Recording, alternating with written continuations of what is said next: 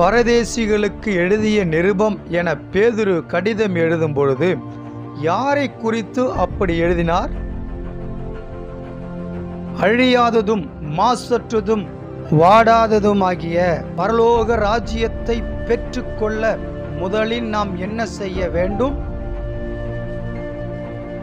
நம்முடைய வாழ்க்கையில் வருகிற கஷ்டம், துன்பம், போராட்டம் மற்றும் சோதனைகளை குறித்து சிறிதும் கூட கவலைப்படாமல் தேவனை துதிங்கள். அப்படி செய்தால் நமக்கு என்ன கிடைக்கும் என பேதுரு கூறுகிறார்?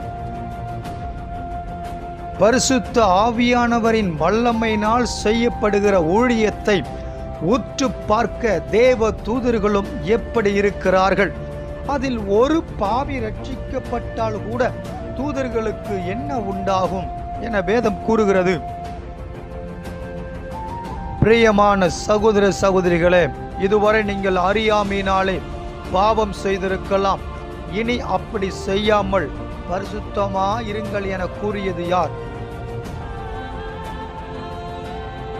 சத்தியத்தை சத்தியமாக போதிக்காமலும் சத்தியத்தின்படி நடக்காமலும் இருக்கும் ஒருவர் மற்றவர்கள் மூலம் தேவ எச்சரிப்பை பெறும் பொழுது, நான் கர்த்தருக்குள் மிகவும் பொறுமையோடு பாடுகளை சகிக்கிறேன் என கூறினால் அவருக்கு கீர்த்தியும் புகழ்ச்சியும் உண்டாகுமா?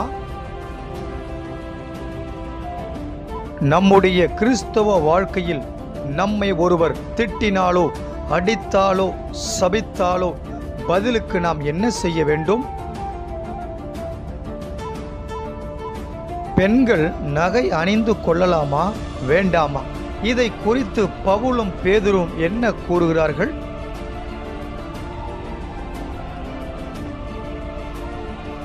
மனைவி கோபப்பட்டால் கணவன் அமைதியாக இருக்க வேண்டும். மனைவியை மேன்மேலும் கோபப்படுத்தி கெட்ட வார்த்தைகளை பேச வைத்து பரலோக ராஜ்யத்தை இழக்க வைத்து விடாதீர்கள் என கூறியது யார்?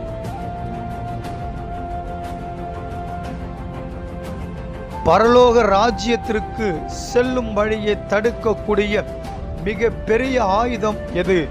அது நமது உடலில் இருக்கும் சிறிய அவயம் என கூறப்படுகிறது. அது எது? நாம் எந்தவிதமான விலைக்கிரயமும் செய்யாமல் ஆசீர்வாதத்தை பெற்றுக்கொள்ளும்படி நாம் என்ன செய்ய வேண்டும் என வேதம் கூறுகிறது. ஒருவன் உங்களுக்கு விரோதமாய் தீமை செய்கிறான் என்றால் அவன் யாருக்கு விரோதியாகுகிறான் என வேதம் கூறுகிறது.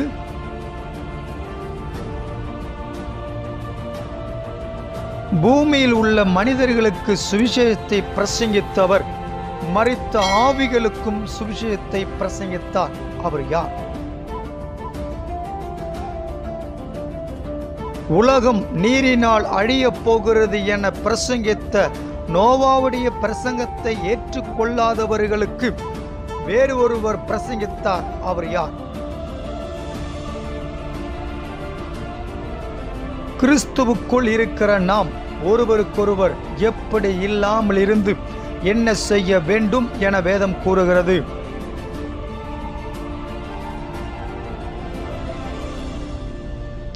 உலக பிரகாரமான பங்காளர் திட்டத்தில் இணைவதை விட கிறிஸ்துவின் பாடுகளுக்கு பங்காளிகளாக மாறுங்கள் என கூறிய ஊழியர்கள் யார்?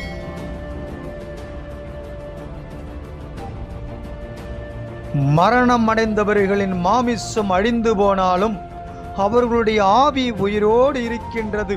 அதனால் மனிதர்கள் தேவனுக்கு முன்பாக ஆவியில் உயிரோடு இருக்கும்படி அவர்கள் சரீரத்தில் உயிரோடு இருக்கும் காலத்தில் என்ன அறிவிக்கப்படுகிறது?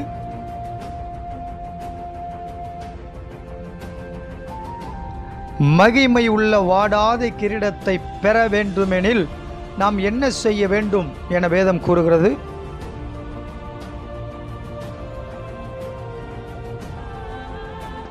தேவன் யாருக்கு எதிர்த்து நிற்கிறார் என பேதுரு கூறுகிறார்.